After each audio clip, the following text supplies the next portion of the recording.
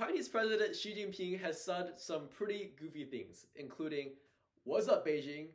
I like to watch NBA games in my free time." And most funnily of all, Mongolia is the lips to China's teeth, which doesn't really make sense out of context, but he was trying to explain that Mongolia and China are very closely linked together. Because as the Asan Forum elaborates on April 30th of 2015, Mongolia exports 90% of their products to China, with the vast majority of it being minerals. But despite their current economic dependence on China, that's not what they want for their future. Mongolia seeks to preserve their unique democratic norms and even nomadic culture, something that might not be possible under China's extremely strong sphere of influence. But considering that Mongolians could see a future with immense prosperity and freedom, or one that's dominated by Chinese interests, it's a matter for their self-determination that we ask. Should Mongolia seek increased economic independence from China? And the answer is absolutely, because they need to branch out. Specifically, first, to increase political independence. Second, to increase foreign investment and trade. And third, to increase Mongolia's prominence on the global mineral stage. Now, first, China is pretty well known for exerting some political influence within Asia, but that's especially strong for Mongolia because of their economic dependence. Bringing us to the first reason why Mongolia must seek to decouple from China, because currently their politics have to be dictated somewhat by China.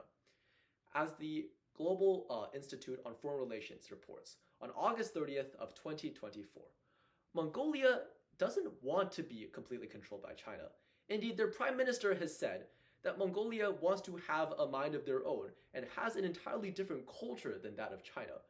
But that can't really happen under current conditions, because as the Wall Street Journal wrote on August 1st, 2024, back in 2016, when the Dalai Lama visited Mongolia, he's a religious leader from Tibet, China obviously did not approve and responded by increasing fees on Mongolian mining exports to China, causing a days-long delay on the trucking lines between Mongolia and China, meaning that Mongolia has to be cautious whenever acting on a global stage.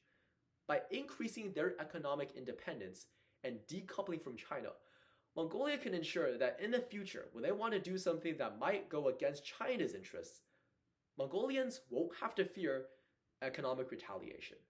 So that's why Mongolia must seek increased economic independence from China. Next, although the US is currently launching a trade war on everyone in the world, including penguins, perhaps Mongolia can stay on America and other countries' good side, bringing us to the second reason that Mongolia should seek to decouple from China in order to increase foreign trade and investment that's not Chinese. As the Center for Strategic and International Studies wrote just 2 days ago, currently Mongolia faces a lot of Chinese restrictions.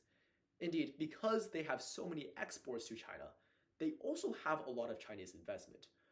Out of the 6,000 companies in Mongolia, 1,690 of them actually are Chinese investment, have Chinese investment, meaning that there's a lot of influence in Mongolia, especially within corporations.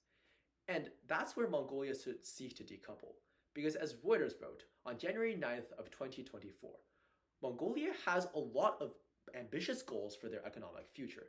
Indeed, they want to double their GDP per person from $5,000 to $10,000 per person.